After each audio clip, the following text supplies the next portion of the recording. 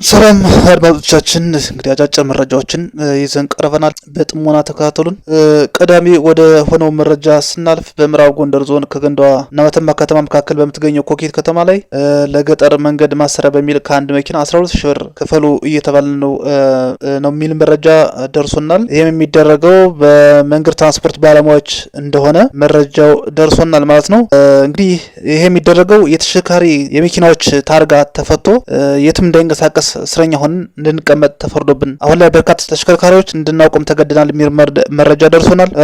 በእርግጥ መንገድ የሚሰራው በህዝብና በመንግስት መሆኑን እናውቃለን። ግን እኛም በንግድ ስራ ላይ እንደመሆናችን ለመንገድ ስራ ጨምሮ ሌሎች የሀገር ልማቶች የሚሆኑ የስራ ግብር እየከፈልን እንዲሁም በተሽከርካሪዎች አስፈላጊ የሆኑ ምርቶች ከየትኛውም አካባቢ እያመጣን ለህዝብ እያገለግል ነው። ስለዚህ ከዛ በተጨማሪ ደግሞ ከዚህ ባለፈ በየቦታው በሽፍታ እየተንገራገርን እየከፈልን እየታገትን ሞተን ተቋቁመን ነው ወደዛ ኤሪያ አካባቢ የምንሄደው። ስለዚህ ለምንድን ነው እንደዚህ ጫና የሚያደርሱብን? ሊያመሰግኑን፣ ሊንከባከቡን፣ ሊሸልሙ ሲገባ እንደዚህ አይነት እንግልት የሚያደርሱብን ለምንድን ነው የሚል መረጃ ደርሶናል ማለት ነው። እንግዲህ የምዕራብ ጎንደር የመንገድ ትራንስፖርት ባለሙያዎች ወይም ኃላፊዎች ይሄን ነገር ታጤኑትና መልሳችሁ ታዩት ነው የምናስገነዝበው። ይሄ በእንዲህ ያለ ሌላው መረጃችን ደግሞ ራሱን የጎቤ ክፍለ ጦር ሰጠኝ ባብል ብርጌድ ብሎ የሚጠራው ታጣቂ ቡድን የቡድንና የነፍስ ወከፍ መሳሪያ እንደታጠቀ መንግስት ያቀረበው የሰላም ጥሪ በመቀበል ሰላማዊ ህይወት ለመኖር ወደ ህብረተሰቡ ተቀላቋል የሚል መረጃ ደርሶናል። እንግዲህ እውነት ይሁን አይሁን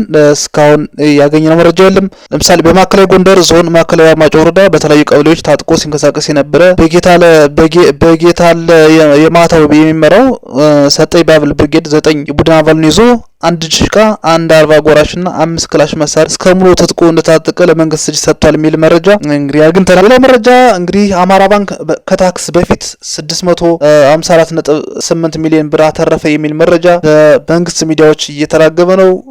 አምና ከስሮ የነበረው የአማራ ባንክ ዘንድሮ የተመለሰ ወደ ትርፍ የተመለሰ ይመስላል።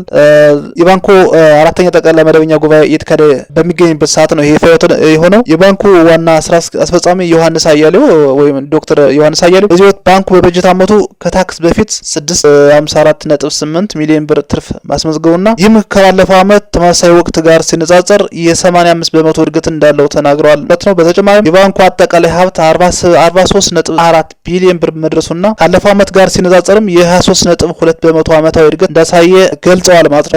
የባንኩ አጠቃላይ ተቀማጭም እንግዲህ በ26 በመቶ በማደግ ወደ 31.5 ቢሊዮን ብር ከፍ ብሏል ያሉት ዋና ስራ አስፈጻሚው በበጀት ዓመቱ 70.8 ሚሊዮን ዶላር የውጭ ምንዛሪ ማግኘቱን ጠቁሟል ማለት ነው። ይሄ በጣም ይበል የሚያስብል ለውጥ ነው። አጠቃላይ የባንኩ ካፒታል በ21 በመቶ በማደግ 8.6 ቢሊዮን ብር እንዲሁም የተከፈለ ካፒታሉ በ14 በመቶ ማደግ 7.4 ቢሊዮን ብር ደርሷልም ነው።